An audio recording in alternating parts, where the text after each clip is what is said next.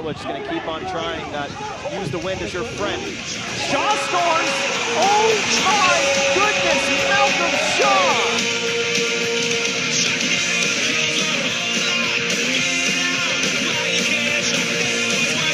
Unbelievable strike! And a golazo from Malcolm Shaw!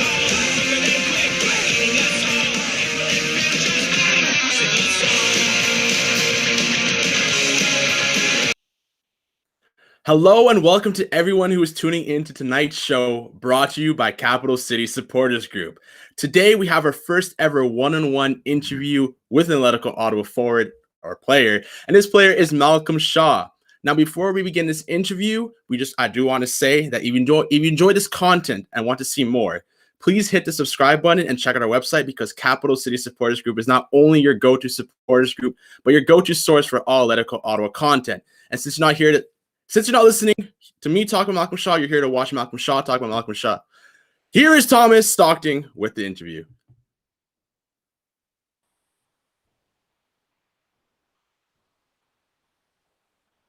Hello, Eddie. Can you hear me? Yep. Cracking. I can hear you. Thank you very much for the intro, pal. How are you doing? I'm doing all right. How about you? Doing very well. Thank you very much. I'm loving the scarf behind you and the representation of the number one source of all sport in Ottawa, surely 613 Sports there. Yep. So, Malcolm Shaw played a lot of minutes in Ottawa. You know, his Ottawa's first re-signing. You know, I'm sure you have a lot of questions prepared. So, honestly, you can take it away. All right, matey, we'll let you go. We'll bring Malcolm in and we'll bring you back in at the end for a Q&A session. So as Eddie said, thank you very much for joining us for this first Capital City player interview. Well, let's not wait any longer, shall we? Shall we bring in the star man, the guy who scored the goal of the season at the 2020 Canadian Premier League Island Games, Mr. Malcolm Shaw. How are you doing, Malcolm? Good, thanks. How you doing, Thomas? I'm doing very well, thank you, mate. Thank you very much for being with us this evening. Take it we didn't take you away from anything too important tonight? No, we're all good. We're all good. So, Malcolm, first thing actually I wanted to do was cheeky little icebreaker here, because something we noticed here at Capital City was a couple months ago, your profile picture on Instagram, I believe it changed. Do you think a certain graphics designer for a certain supporters group deserves a shout out for that picture? Yeah, for sure. I saw it actually on Twitter and I said, oh, I kind of like this. So I have to screenshot that pretty quick and put that as my display picture. So yeah, I think you got the likeness. He got the likeness, didn't he? He got the likeness. The profile's good. For sure, for sure. So, Malcolm, as we can see in that picture right there, there's a little shark fin.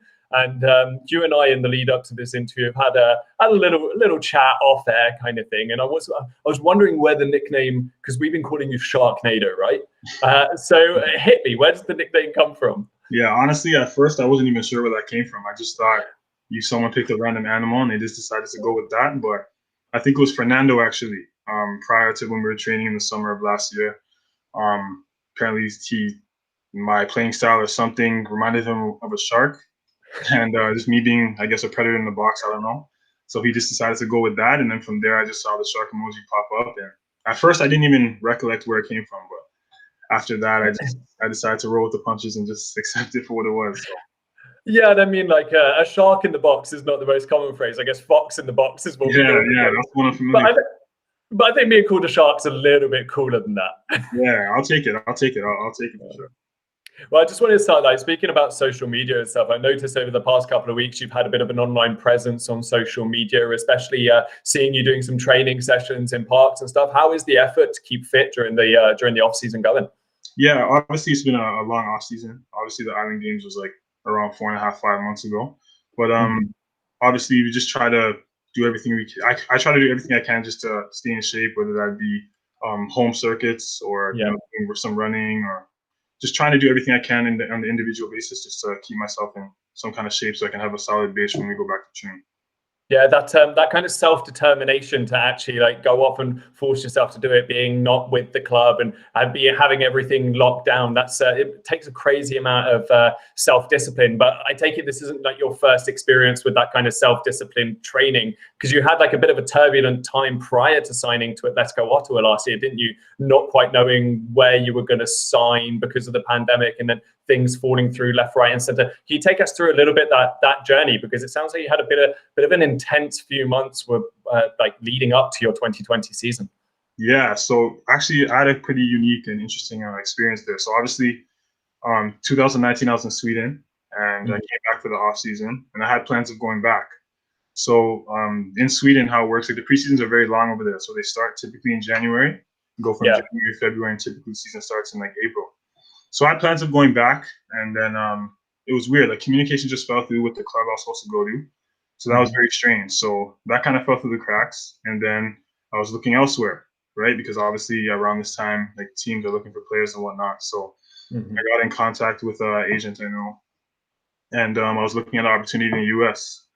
With the USL team in Nebraska, and pretty much I got in contact with them, and we were communicating, exchanging some messages, and you know, they were seeming pretty keen on me and interested. So they asked me if I could, you know, get some credentials, because obviously the team's in the States, so there's like a new rule where there's there's the Canadian players, like they don't count as like internationals or something like that. So with that, they asked me if I could get like a green card or possibly get a passport.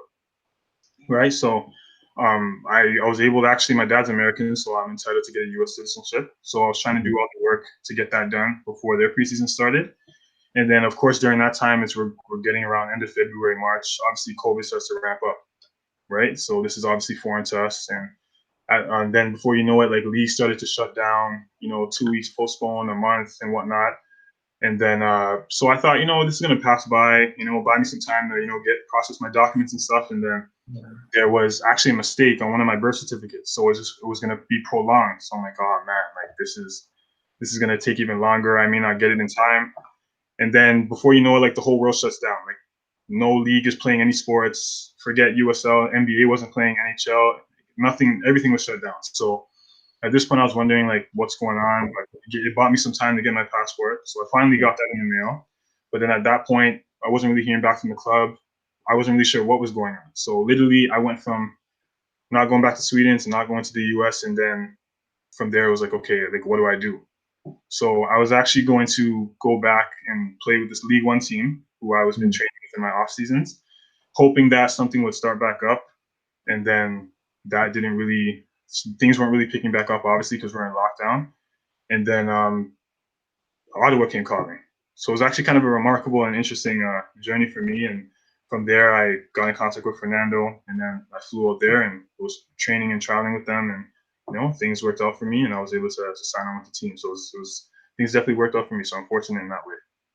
Yeah, I mean, like that must have been such a stressful time. Obviously, none of us saw this pandemic coming. None of us knew how long things were going to last. But having everything so up in the air, having had like 2 pretty successful seasons in Sweden, to having that deal collapse, to having all of this stuff going on, and with trying to get to like that season in the US, and then obviously having your bit more local team end up not having to train, not being able to train at all, must kind of been really hard. So I just want to touch again, what do you do to like sort of like drive yourself, keep yourself like super motivated to be able to like get yourself out of your house every single day to go and run and do some exercise? Because I mean, like, man, I can't run 5K down the road. Like I got no determination to go and do it, especially in the cold.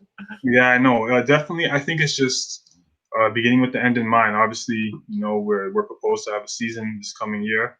So I just think keeping that in mind and understanding, you know, the impact you want to have, understanding that obviously football, being professional football, it's a job. You have to bring something to the table. So just wanting to, it's like that self-accountability. And just knowing, you know, you want to be able to contribute and bring something to the table. So I think that's what ultimately keeps me going, as well as just thinking back, just again, some of the moments of turbulence in my past with, you know, my career and just the different directions it's taken. It just helped instill some perseverance in me. So I always am able to just keep it going. Anytime things seem a little out of the ordinary, I'm able to stay focused and continue to, you know, do everything I can to prepare myself as best I can.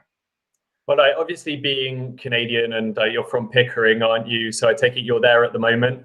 Yeah.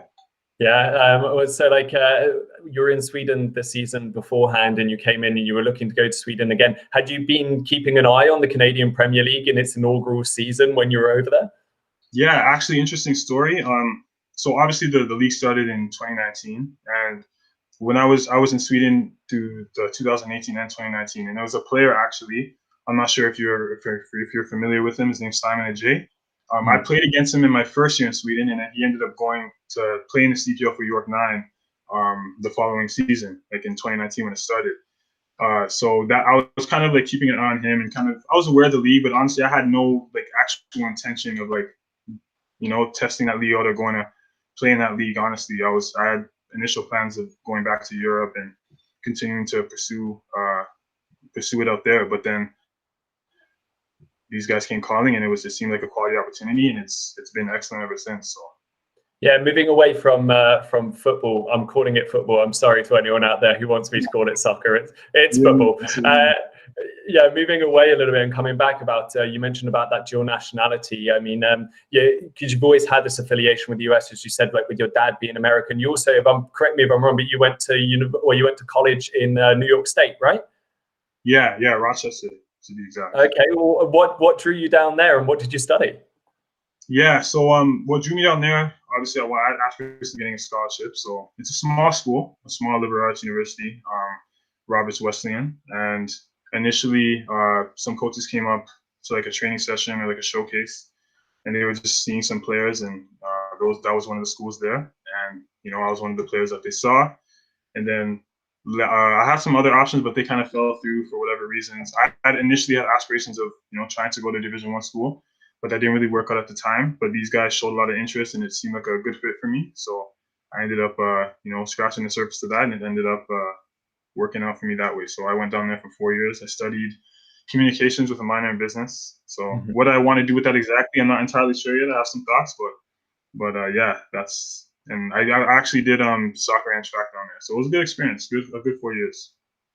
But you'll be in a couple of years' time, I'm sure you'll be off the pitch, and you'll be coming working with us, doing interviews with some other players, I'm sure. One of the things one of the things I want to know about as well is like going back to like your social media and your Instagram, as well as the training sessions to the park. I've seen a couple of pictures of some fresh fades. Is it you doing the cutting here? Have you got a little secret skill you're not telling anyone about?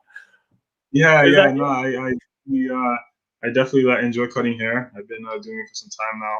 I kind of started out cutting some of my teammates in college, and then obviously even just this past year in Ottawa, you know, some of the guys were willing, and they let me put the clippers to their head, and you know, so I think so far a handful of them approved. So yeah, I enjoy cutting hair. Something I like doing on the side.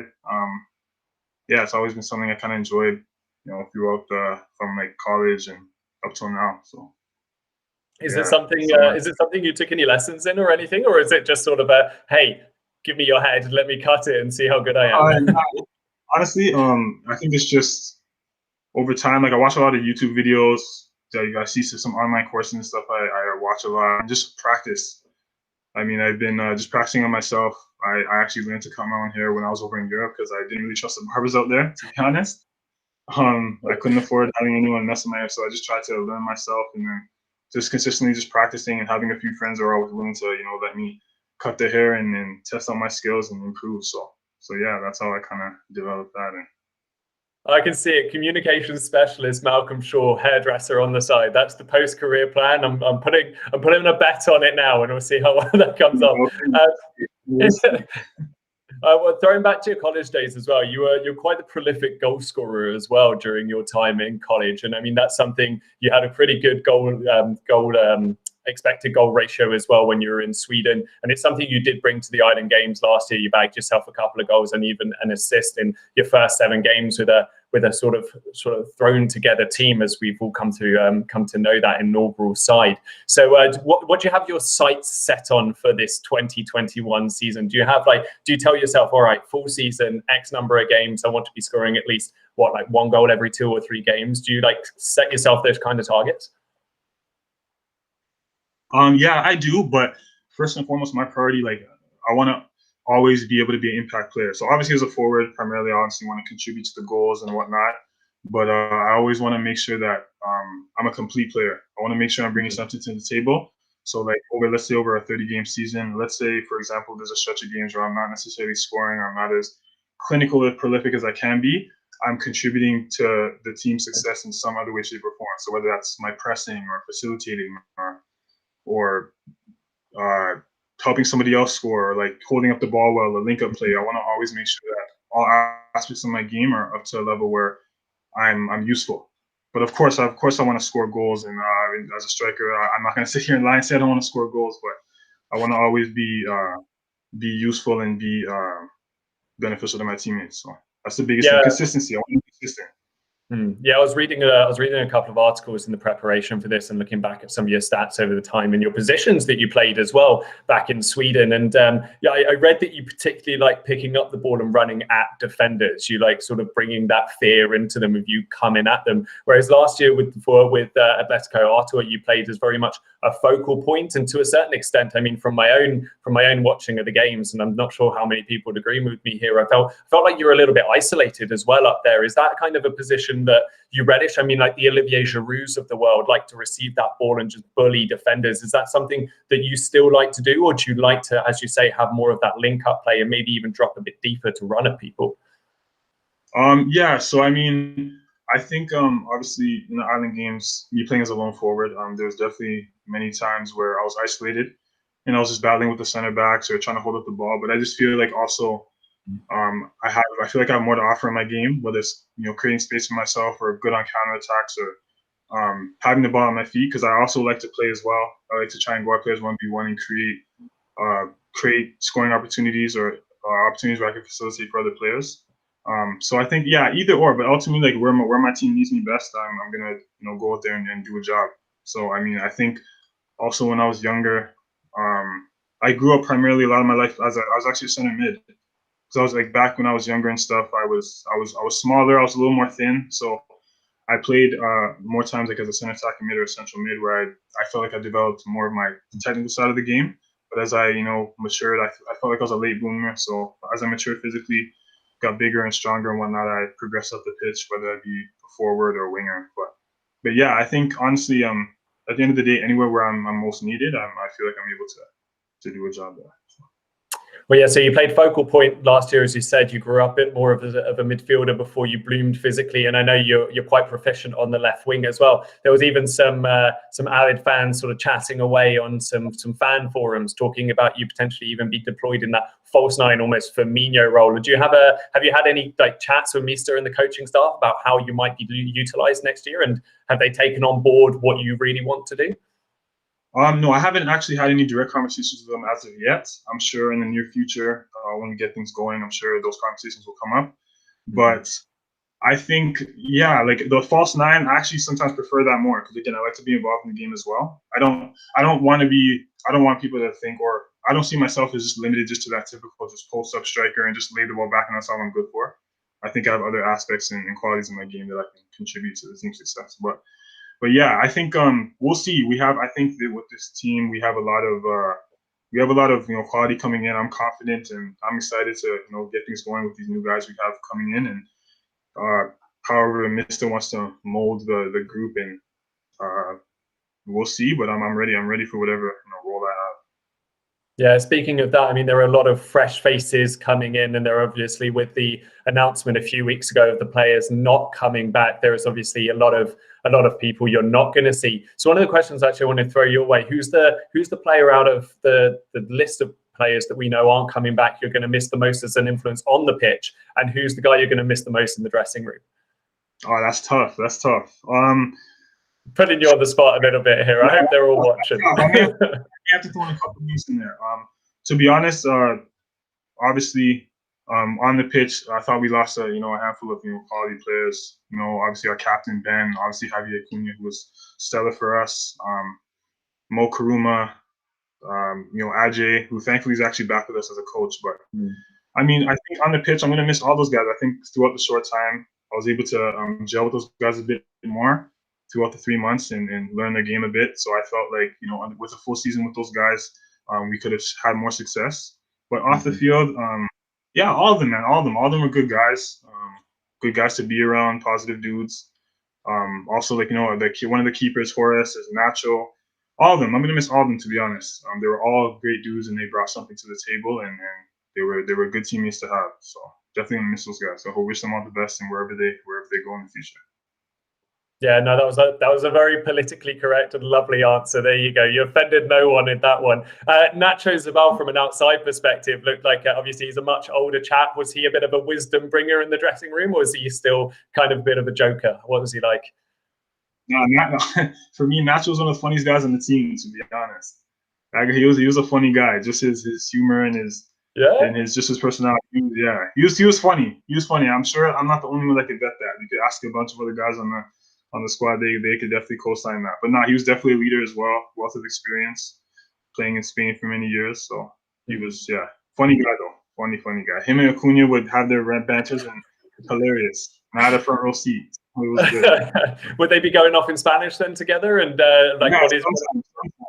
Yeah, for sure. And sometimes they try to articulate some things in English, and their English isn't the greatest, so it just made it even more funny. So those guys were definitely characters for sure.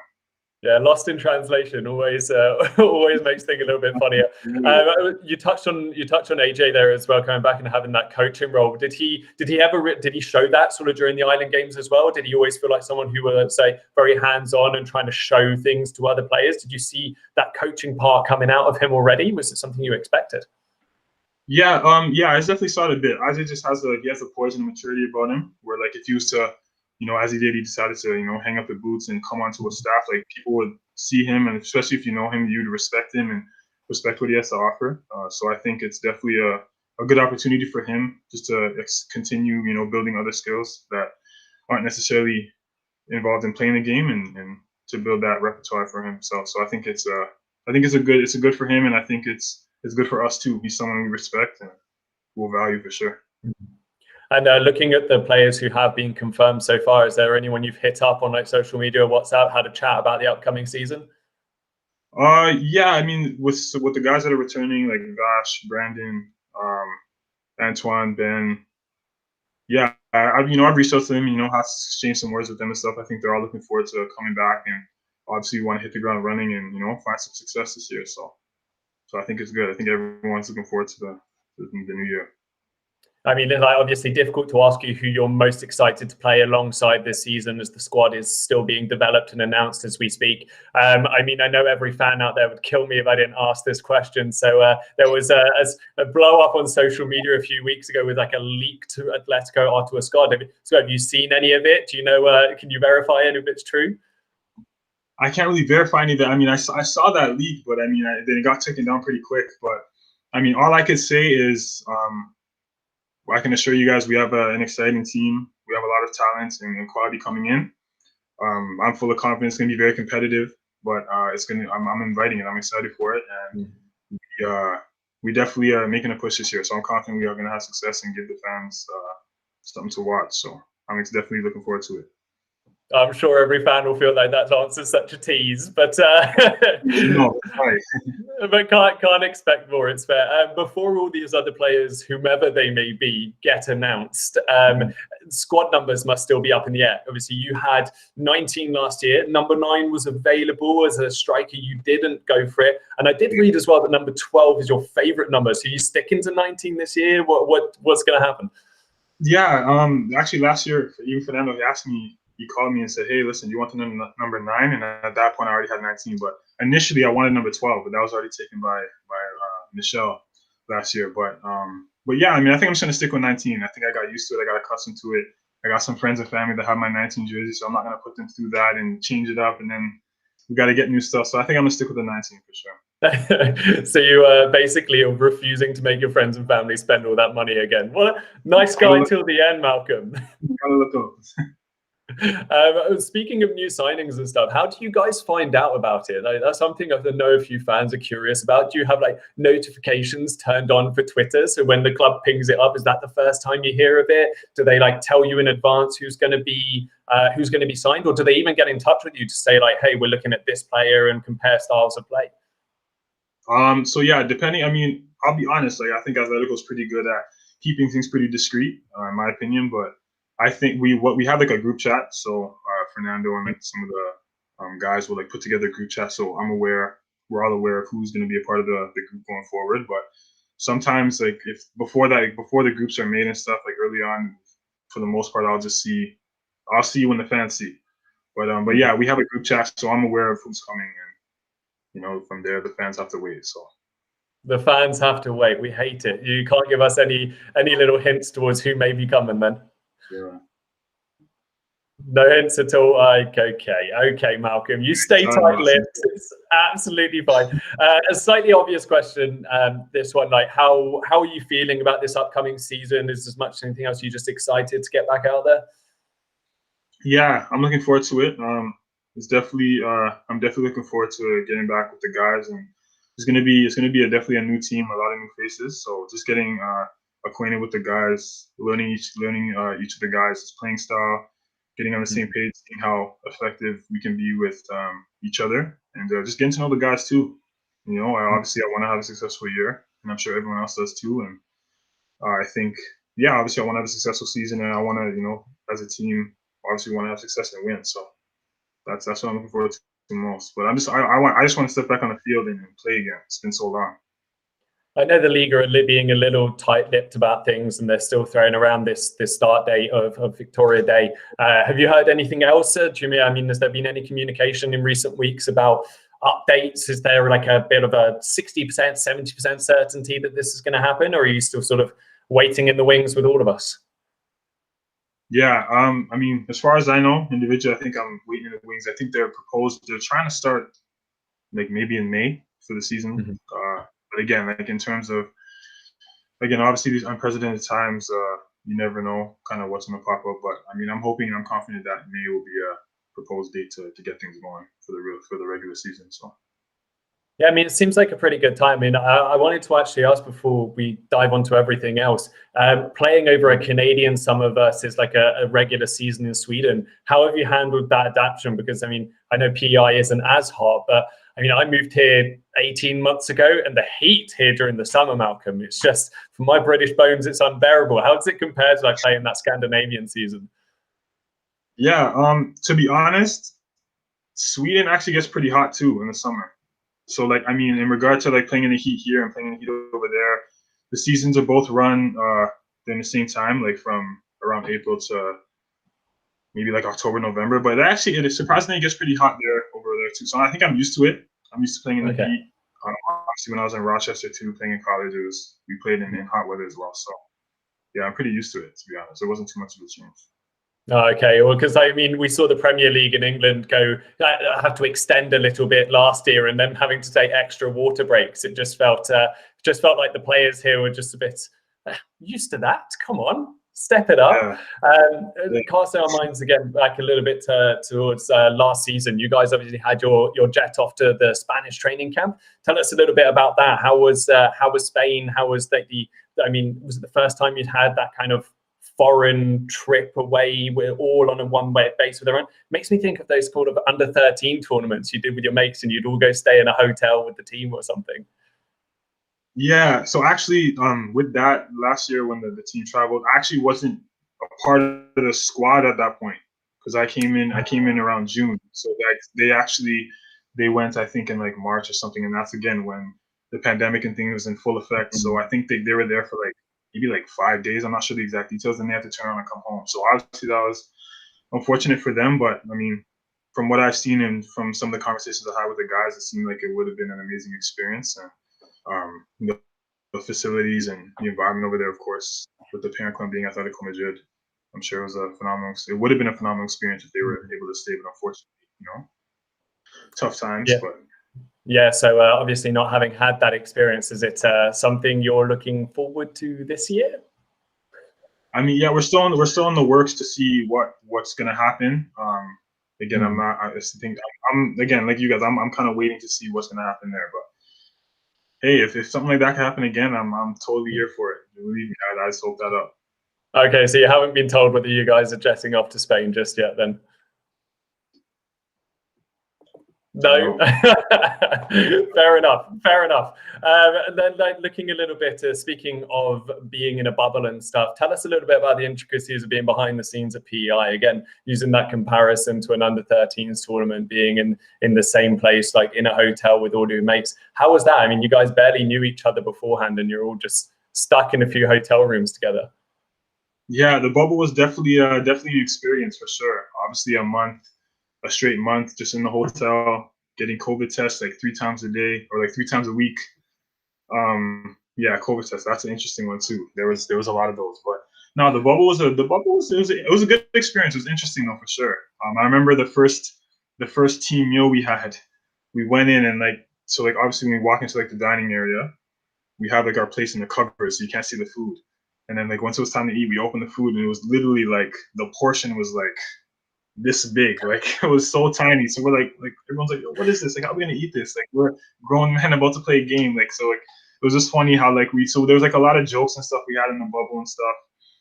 For sure, obviously playing a lot of video games or just hanging out in each other's rooms. There's a lot of close knit time together. We got to know each other, and yeah, it was overall good. It was a good experience. The bubble. Did you have a roommate? Yeah, I roomed there with Horace, the goalkeeper. Mm-hmm. Horace. So yeah, it was. He's a funny kid. He's a character too. Good guy though. Good guy. It seems like there were a lot of characters on the team last year. Yeah, trust me, the bubble will bring out the best. The bubble will bring out the best being around the guys all the time. But definitely a good group of guys. So you're mentioning video games and stuff as well. What else happened in the downtime with you guys not really being able to go out and explore? Yeah, honestly, like we had a few recovery sessions aside from that. Just hanging out in the bubble, talking, socializing, video games, maybe movies. If some guys want to read or yeah, I was obviously still limited in what we could do, but just socializing too and getting to know the guys. That was primarily what was going down there. So yeah, hopefully that's allowed you to create some bonds, as you were saying, with some of the returning players as well. I guess it would have been literally eat, sleep, train, repeat to a certain extent, with a little bit of chilled out time. So on that front, I wanted to ask you. You mentioned in an interview towards the beginning of last season how you really enjoyed the training style you experienced in Sweden. It was a lot more focused on the tactical side of the game. How do you think that's influenced the way in which you play? Yeah, I think when I went to Sweden for my 2 years I was there, that's when I think I really learned. I learned football. I learned the game from the tactical point of view. Even playing, especially growing up playing in North America and Canada, even going to school, a lot of it was individual based, a lot of talent and whatnot. But it's more like, okay, get on the ball, combine, do what you can, and try to win the game. But when I went to Europe, like it was like the tactics and everything was so like they were so strict and disciplined with it. Like usually some of the habits I've developed just growing up, just going anywhere on the pitch to receive the ball to try and make something happen. Like one of my first sessions in Sweden, I went to check in. I checked into some space in the midfield, and like they stopped the whole session. And they said, no, you don't need to come here. And like I was confused at first. Like, what do you mean? I'm trying to get on the ball to create something. But they're like, no, the only place you need to go is like 4 meters to your left and 4 meters to your right when you're in this part of the field. So I was never even coached that way before. So it was a massive learning experience for me, which was good. And I think it's helped me just understand how to play within a certain position, how to be disciplined in my movement, and be aware of other players and how they should be moving. It's helped me grow a lot as a player. So for sure. What positions did they do? I was thinking just that, like stuck in a box between some cones. Yeah, like literally, like, and just to add, like one more thing, like there would be times like we had training, like so we train every day, like Monday to Friday, sometimes have like Wednesday off, but there'd be like 1 or 2 sessions, a handful of sessions in the week where they could just be tactics. Like we barely touch a ball, we wouldn't do any small-sided. We'd be just working on like high press or low press, and it'd be the most boring sessions of just me running around and running at cones, stopping and like looking around to see if everyone's in the right position. But we do that so much, but come game time, like when it's time to press or when it's being aware of your surroundings, like it was like clockwork. So it really helped me grow in that way because I've never coached that way. So yeah, almost like muscle memory at that point. Where did they deploy you the most then? Because I mean, you said you learned a couple of different positions. Where did they focus on with you? Primarily, well, over there I was playing as a 9, so I was like leading the line. So a lot of pressing. I was probably the fittest I've been when I was over there in my 2 years, because like the amount of running that the 9 would have to do when it came to pressing, they work hard over there. They work really, really hard. So like there's no such thing as a lazy forward over there. No such thing, in my experience. What did you think of the European culture and how it compared to like the footballing culture back here in Canada?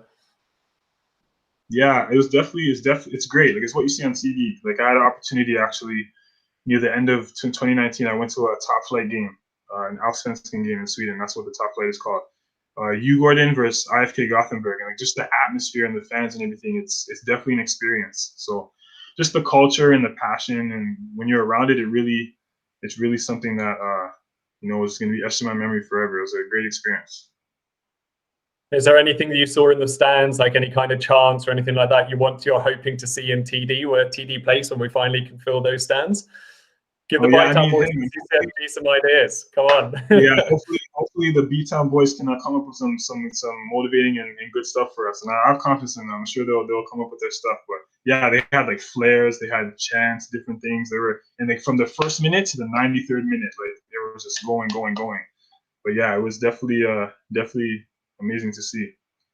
Yeah, touching on those coaching styles again. I mean, I know you had that short period of time, as you just said, you weren't able to be involved in the Spain training camp, but you obviously had a lot of time with him over in PEI. And surely, if you're signed again, he saw something in you. Talk to me about Mista starter training. Is there less tactical focus? Is it less boring? No, Mista definitely focuses on the tactics for sure. I would say it's a little more. His style's a little more fluid. Like there's a little bit more freedom in the play. They stress a lot build up and whatnot as well. And not like we're not so quick to like just go on the counterattack as fast as like some other teams have been a part of. But yeah, their style of play, they obviously look to keep the ball, keep possession. And like, especially even with the team we had last year, with how we were able to put it together, I thought we did well for, again, with the time we've had to really prepare. I think Missa did an excellent job with putting that together and getting the best with the players we had. So. Yeah, I mean, Vachon was particularly a threat down the left and was providing quite a bit of service. Are you looking to link up with him a little bit more this season? Yeah, for sure. I think Vash is he's gonna do his thing this season. He's obviously a young player, a talented player, good left foot. So I think he'll be, if he plays the way I know he can, he's gonna be, doing his thing on the left side and providing everything he can. So I have no doubts. He's a good player. Malcolm, as we move towards the latter part of this interview here, I wanted to actually talk about things on a little bit more of an admin side. There's a big movement at the moment amongst fans, especially who have. I feel like the Canadian Premier League, I've never met a group of collective fans who are so behind players and so supporting them to further this league and further the professionalism that surrounds contracts, etc. So this big Canadian PFA push is going on at the moment. Where do you stand with all of it? I mean, have you had any interactions with any of the PFA organization or anything of the sorts?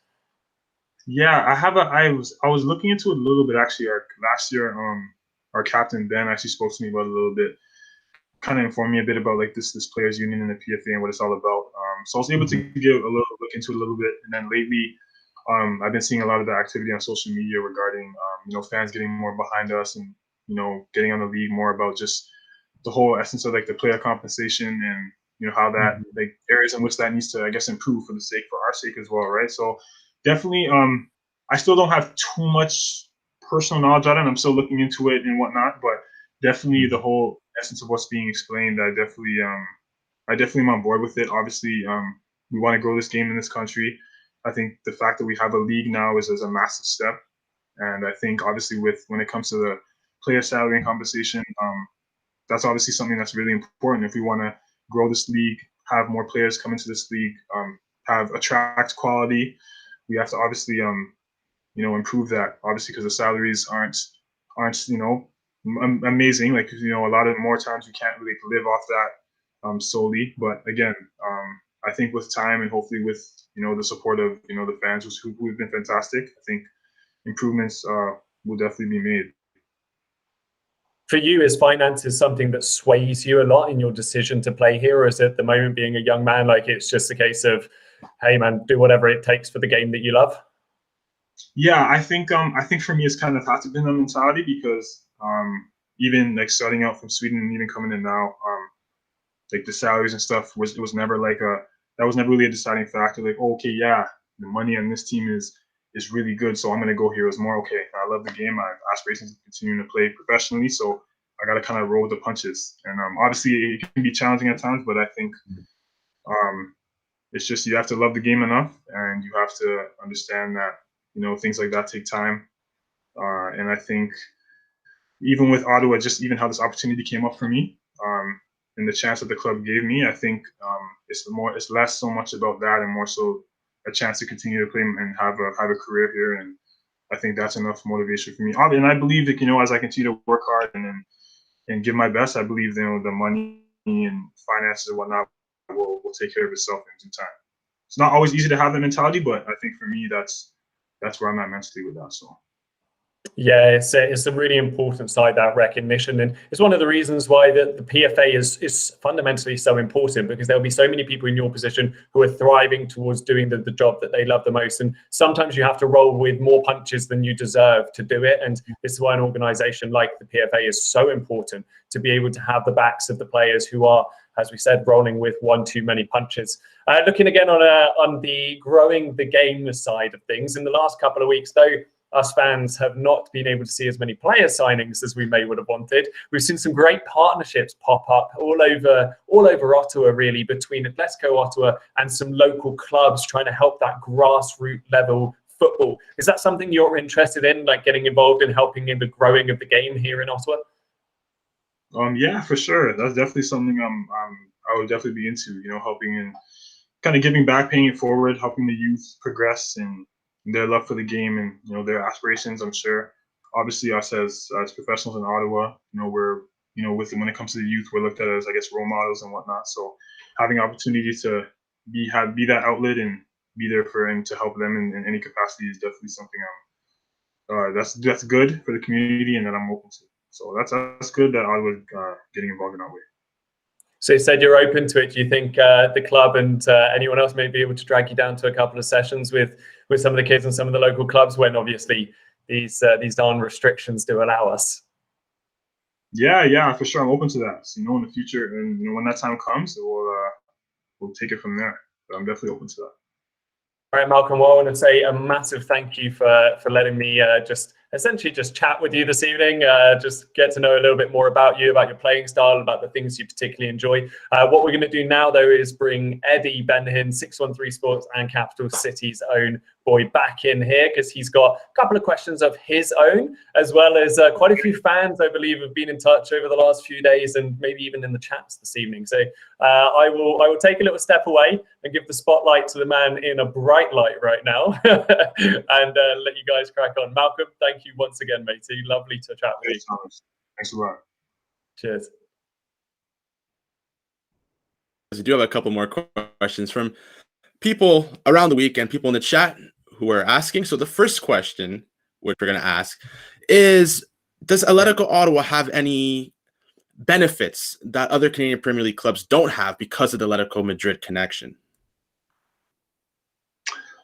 Any benefits? I would say just primarily, to my understanding, obviously the Atletico Madrid affiliate. I think, to my knowledge, we're the only club in the league that has affiliate with a massive team like Atletico Madrid. So I think, especially in the future, that will come with its benefits and perks. So and just being affiliated with a team like that is cool in and of itself. So I would say that. Awesome. And the next question is not football related at all. We're going to take you back. Okay. Well, actually, it is. Which team is winning this year's European Cup? Well, it's not. Man, I'm gonna say. I think I'm just gonna say PSG. PSG. And over in Europa, because I'm an Arsenal fan, the bigger competition. I'm gonna go. So you said Europa League. Yeah. You said who's gonna win Europa League? Yeah, Europa League. Arsenal's still in it, yes? Arsenal. Yep. We'll go Arsenal. That's an acceptable answer. All right, now, if you can compare yourself playing style to any professional player, past or present, who would it be? Ooh, that's tough. I mean, it's already tough enough trying to compare myself to a player of that caliber. But I think I'm going to say, oh, this is hard. You have to be patient with me for a second. I'm going to compare a player now retired. I'm going to say Rashford. I think Rashford has a high work rate. he has a good eye for goal. He likes to shoot the ball. He's pretty assertive in and around the box. And I just really like his game. He's a player on Manchester United I really like and admire a lot. So I'll just go with him. That's a pretty good player to model your gameplay against. All right, next question is not football related. We're gonna take you back to 2001. What starting Pokemon do you pick? Squirtle, Charmander, or Bulbasaur? Charmander. Charmander, fire. You're a fiery player, fiery type. Like it. Fire. All right, next question. We have, what are some of your inspirations on and off the pitch? Oh, I know the guy who asked that question. Okay. What are some of my inspirations on and off the pitch? Say family is a big one. Family and friends. Just overall my support system, I'd say. And just everything that they bring to the table and in my life. I think that's a massive inspiration for me. It helps me get over whatever trials and tribulations I go through, whether it's soccer related or not. So I think I would say that's the biggest one. And what is it like learning, your trade of being a forward from an international or a former international Spanish striker in Mista? Yeah, it's I think it's unfortunate in that way. Obviously, Mista played, La Liga, Atletico Madrid. He played Valencia, I believe.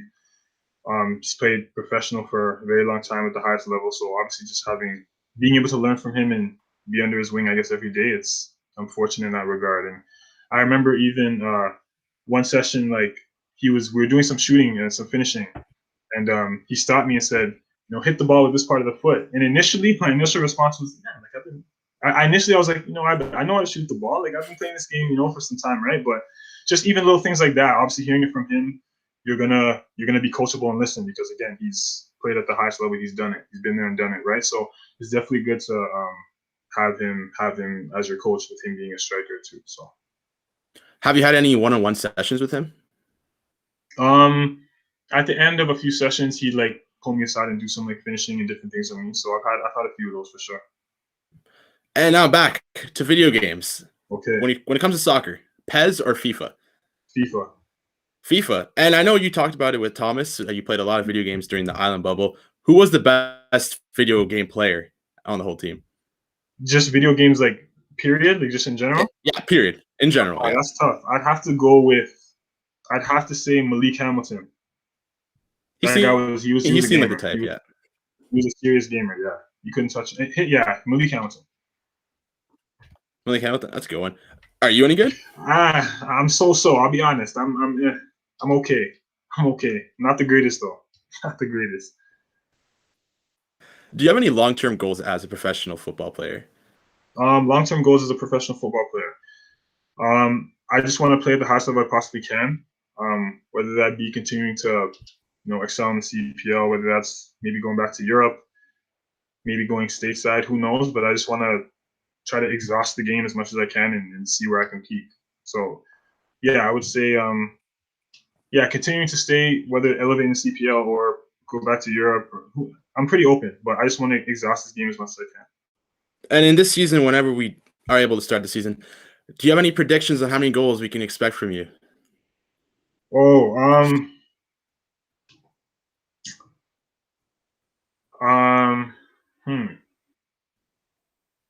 How many goals to expect? Or assists, since you're a really big team player. I'm gonna go. Okay, I'm gonna try and go for 8. I'm gonna try and go for 8 assists. I'm gonna try and go for 8 assists. That's a solid one. No pressure. We won't get mad if you don't do it. No, I embrace it. No worries. Well, thank you for joining us today on this first ever one-on-one interview. We're hoping the best, wishing you the best for this season, and we hope to see you playing on the field very soon. But thank you. Appreciate it. Thanks a lot. No problem. And everyone who's tuning in, we thank you for tuning into this very special interview. Once again, if you enjoy this, please hit the subscribe button and check out our website, as we will be producing more content like this season and off season as well. If you ever have any questions, just feel free to DM us, Thomas or me. And like we said, Capital City is your one source for all Atletico Ottawa content. So stay tuned for more. Thank you.